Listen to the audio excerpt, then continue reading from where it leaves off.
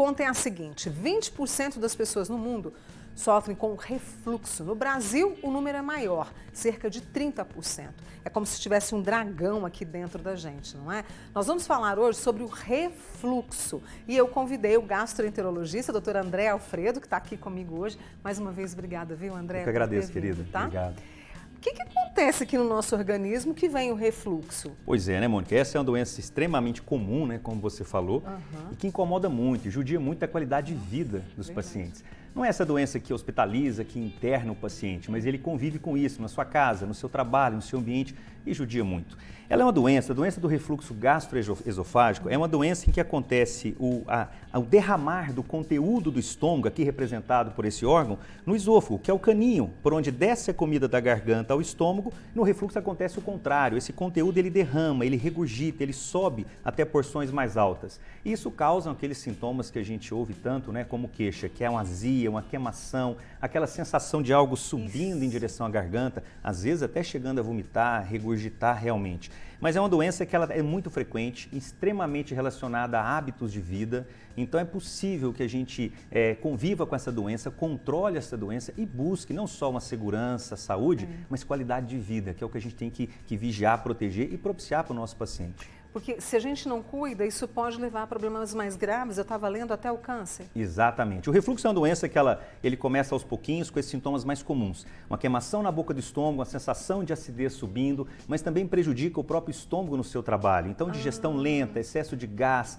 arroto frequente. E quando esse conteúdo derramado atinge a garganta, também tem sintomas até na garganta, como pigarro, tosse seca, rouquidão, mau hálito. Então são sintomas que às vezes até extrapolam a região onde nasce o refluxo, que é nesse derramar. E se você não trata, esses sintomas vão ficando cada vez mais frequentes, cada vez mais intensos, podendo muitas vezes acontecer durante a noite. Tem paciente que começa a dormir sentado, porque ele sente que é o mínimo declínio do corpo, isso acontece com mais frequência. Então tem paciente que fala, doutor, eu não estou dormindo mais, porque eu não consigo dormir de tanto refluxo. E com o passar do tempo, essa acidez excessiva, esse conteúdo do estômago, atingindo áreas onde não foi feito para receber acidez, que é o esôfago, áreas mais altas, próximo à garganta, esse tecido vai machucando tanto, ele vai ficando tão sensível, que vai causando feridinhas que não cicatrizam, que vão ficando antigas, e isso aumenta o risco do câncer de esôfago também. Então eu costumo falar que é uma doença benigna por natureza, mas que se a gente não cuidar, se deixar avançar, ela pode chegar a um risco importante de câncer de esôfago, daqueles pacientes que não se cuidam, daqueles pacientes que não conseguiram colocar um ponto final no refluxo. E quais são os fatores que levam? Você falou muito do estilo de vida. Exatamente. Então o refluxo, ele existe toda doença a gente tem uma tendência maior genética, uma predisposição, sim, mas o refluxo ele é muito atrelado, ele anda muito de mãos dadas com hábitos de vida. Então, especialmente alguns erros na alimentação, como, por exemplo, talvez um dos mais pesados, deitar de barriga cheia. Se nós estamos falando de uma doença onde o conteúdo do estômago consegue derramar e atingir partes mais altas, é importante que esse estômago esteja vazio ao deitar. Então a recomendação é 2 horas antes de deitar na cama ou até no sofá para ver algum programa no final do dia, que você pare completamente a ingestão de líquido ou de alimentos. O estômago tem que estar vazio.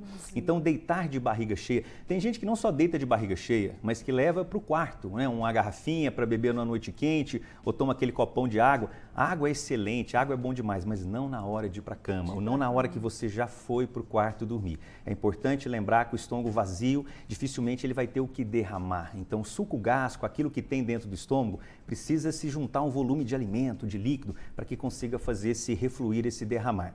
Então hábitos como deitar de barriga cheia, o abuso de alguns alimentos. E aqui vai um recadinho bom para quem tem refluxo. O refluxo é uma doença onde você não precisa ouvir do seu médico que você está proibido de comer ou beber algumas coisas. A proibição, para mim, eu vejo como uma doença que eu estou trocando por outra. Então não é proibição, mas evitar excesso. Evitar excesso, reduzir quantidade, frequência de algumas coisas que a gente sabe que pioram o refluxo. Aqui entram as frituras e gorduras, o cigarro, o excesso de bebida alcoólica, o leite, o chocolate, frituras, o cafezinho, não como um vilão, mas o excesso de café é o exagero de café é sim um dos vilões. Excesso de condimentos e temperos, os anti-inflamatórios, e a gente não deixa de falar também da ansiedade, do estresse, esse estilo de vida onde o emocional balança muito, isso faz balançar também também acidez do estômago e predispõe ao refluxo também. O doutor André está explicando aqui para a gente, com a ajuda do nosso protótipo aqui, né, do corpo humano, a gente tem uma imagem, Rodrigo, me ajuda aí você e o Marcelo, uma imagem que justamente mostra, ilustra ainda melhor tudo isso que ele está dizendo aqui para a gente, que é como se, aqui tem uma parte que está fechada e ela abre, não é, André? Exato. Ali alguém engoliu alguma coisa e Exato. desceu. Esse é o caminho, essa é a via normal. Mas agora ali naquela imagem nós estamos vendo um refluxo, ou seja, um estômago habitualmente cheio, e a válvulazinha desse tubo que liga a boca ao estômago, que é o esôfago, essa válvula fica incompetente, ela fica mais frouxa. Entendi. E se eu somo acidez em excesso, estômago cheio, hábitos errados, paciente deitado de barriga cheia com a válvula mais frouxa, é isso que acontece, esse derramar de acidez, derramar do conteúdo do estômago em áreas onde não foram feitas para receber esse conteúdo, essa acidez, e ali vem feridas, sintomas e até risco de coisas graves no futuro. A gente está falando de refluxo, eu tenho muitos amigos aqui que compartilham a mesma queixa, né? Mas também em criança, em bebês, isso pode acontecer? Sim, isso pode acontecer. O refluxo, na verdade, a gente fala que existe um refluxo doença, quando ele acontece frequente, que leva machucado, que não cessa, e o refluxo fisiológico, o refluxo que a gente tem de vez em quando. Então, todo mundo, quando come muito rápido, quando come conversando ou exagerou no volume, você pode ter essa sensação, mas ela é temporária, ela não persiste, ela não repete, então ela não gera problemas, não gera machucados. Então, acontecer um refluxo eventualmente, sem persistência, sem gerar sintomas, isso é normal. Crianças observam muito esse quadro de refluxo fisiológico, ou seja, aquele neném que está mamando de repente vomita, nem sempre aquilo é doença do refluxo do bebê. Pode ser apenas porque mamou mais do que cabe, ainda está aprendendo. Mas quando começa, assim como os adultos, a ter sintomas, no caso das crianças é não ganhar peso especialmente, ou um choro mais incontrolável, aí é onde o pediatra atua vendo se aquele refluxo já é uma doença do neném, que é muito parecido com essa doença refluxo do adulto, né? Apesar do tratamento ser diferente, ou se é um refluxo fisiológico normal da criança. E aí você falou, é interessante prestar atenção nos sintomas, porque assim, todos os dias está errado. Exatamente. Eu senti tudo isso que é você a falou. frequência dos sintomas e a piora desses sintomas. Então, se você sente, depois de comer uma feijoada, um churrasco, deitou de barriga cheia, sentiu? Nossa. Bem feito, eu costumo brincar com bem feito, é para o estômago avisar que não foi feito para isso. Mas nenhuma exceção nos adoece, a rotina errada que vai nos adoecer. Então, se você faz errado frequentemente e sente com frequência e começa a ter piora, cada vez queimando mais, cada vez nauseando tanto a ponto de prejudicar se alimentar, tem gente que perde peso por conta de um refluxo mais atacado, ou começa a prejudicar a qualidade de vida do seu trabalho, do seu sono, essa é a hora que a gente tem que parar tudo e priorizar e cuidar da saúde. Rapidamente, para a gente encerrar essa primeira parte com o doutor André, a pessoa nasce com refluxo ou adquire ao longo da vida? Adquire ao longo da vida. Né? Alguns podem até nascer com a predisposição maior, com aquela válvulazinha, às vezes um pouquinho mais frouxa. Mas predisposição é uma coisa, ter a doença, deixar a doença se instalar é outra. Então, a gente não nasce com, a gente adquire esse refluxo, especialmente relacionados a hábitos, ao peso corporal, que é um outro fator também que a gente tem que lembrar. Então, no meio daqueles erros alimentares, estresse, ansiedade, deitar de barriga cheia, uma coisa que tem aumentado muito a incidência de refluxo é o próprio peso da população. Então, quanto mais uma porcentagem de pessoas acima do peso, maior a chance da própria obesidade por si só ser uma causa importante de piora e surgimento de refluxo. Esse é o doutor André Alfredo, ele que é gastro, explicando para a gente muito sobre o refluxo. Eu e ele agora vamos tomar um copo d'água. Peço a você que faça o mesmo e já já nós estamos de volta aqui com as suas perguntas. E claro, eu vou perguntar para ele sobre tratamento, o que a gente tem de novo, né? Até já. Hoje você traz uma queixa comum entre nós, que é o refluxo, que mina a nossa qualidade de vida se não prestamos atenção. Eu estou recebendo o doutor André Alfredo, que é gastroenterologista. Já vou trazer a pergunta da turma. A Sandra quer saber o seguinte, é verdade que quem tem refluxo, André, deve dormir do lado esquerdo que melhora? Eu não sabia disso. É interessante, né? Parece mito, mas não é. Não é, né? Então, deitar do lado esquerdo é algo que a posição por si só que o estômago adota quando a gente está do lado esquerdo dificulta esse derramar do conteúdo do estômago para o esôfago. É claro que não é só isso, mas isso é uma das situações que a gente pede para que o paciente faça quando aquele sintoma está muito intenso, quando você está fazendo os outros cuidados, ele ainda está sofrendo de noite, a gente fala, deita do lado esquerdo, inclusive colocando um travesseirinho no meio das pernas para tirar um pouco da pressão abdominal, isso ajuda também. É um tratamento auxiliar, claro, mas ajuda. Tem uma pessoa que pergunta aqui, a gente falou do estilo de vida, e quem usa muito medicamento também pode sofrer com refluxo? Tem muitos remédios para tomar? Pode. Então, não só os anti-inflamatórios, até que nós já falamos, que talvez sejam os principais remédios que aumentam a acidez e levam doenças como refluxo, mas também gastrite, úlcera, mas o paciente polimedicado, ou seja, frequentemente tem pacientes que usam muitas vezes sem orientação médica, mas outros usam por própria necessidade. Remédio para pressão, colesterol, tireoide, assim vai. Então, por mais que o remédio não tenha uma natureza de aumentar a acidez por si só, é química, é remédio, é coisa artificial e o estômago sente isso. Então, um paciente muito medicado, ele é mais predisposto a ter doenças relacionadas à acidez excessiva no estômago, no esôfago, como o refluxo também. A Sandra também perguntou se refluxo tem controle e não tem cura. E uma outra pergunta é, a cirurgia é uma das formas de tratamento para a gente entrar nesse caminho? Sim, então o refluxo ele existe, quando o paciente desenvolve o refluxo, ele tem uma predisposição a isso. Pessoal, de vida, de hábito, de peso.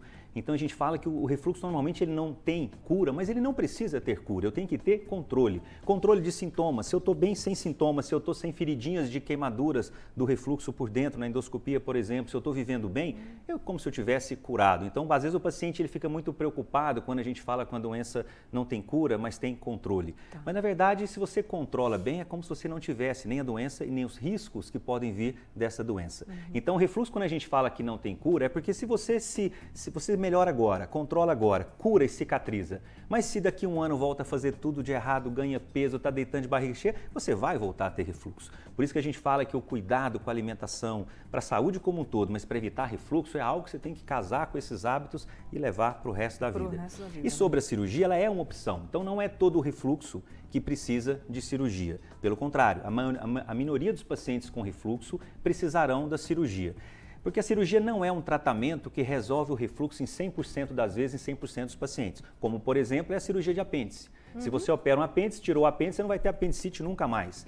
Se fosse assim no refluxo, com certeza a cirurgia nos ajudaria mais. Mas a cirurgia faz um papel que é estreitar um pouco mais aquela válvula, que em alguns pacientes, não todos, ela está mais relaxada, mais aberta. Tá. Mas é uma válvula que a gente não pode fechar completamente, porque é uma válvula de mão dupla. Se eu fecho tudo, eu não tenho mais refluxo, mas também eu não consigo engolir. Então o cirurgião do refluxo, ele faz uma válvula um pouquinho mais apertada, isso ajuda muito, mas em casos selecionados. Mas é uma baita carta na manga que a gente tem para usar quando o paciente tem essa necessidade. Eu li que nós temos um tratamento novo que a ciência tem usado, que é Exofix, é isso? É, então tanto ele quanto outros tratamentos endoscópicos têm surgido. Então, talvez nos últimos 10 anos, os tratamentos através da endoscopia têm evoluído muito, buscando um tratamento efetivo, custo-benefício bom que possa ajudar. Então consiste em causar algumas queimaduras nessa válvula para que ele cicatrize mais estreito, consiste em fazer alguns pontinhos para fechar essa válvula através de endoscopia. Então tem vindo coisa boa por aí, coisa que a gente já tem experimentado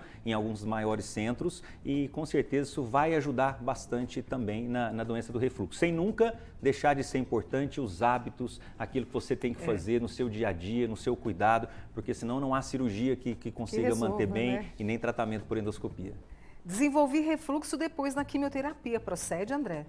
Pode, o paciente com a quimioterapia não só ele foi exposto a uma grande quantidade de medicação, mas ele frequentemente desenvolve muito vômito, né, por efeito colateral.